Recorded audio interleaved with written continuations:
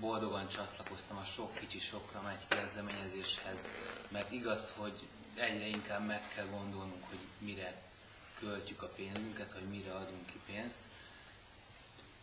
De én ezt az összeget, amit havonta átutalok, nem nagy összeg, de sosem érzem úgy, hogy hiába való lenne, és mindenkit arra biztatok, hogy nem kell nagy dolgokra gondolni, de egy kis hozzájárulással rendszeresen hozzá tudjuk segíteni a leendő diákokat ahhoz, hogy egy ilyen csodálatos helyen tanulhassanak, mint ahol mi is tanultunk.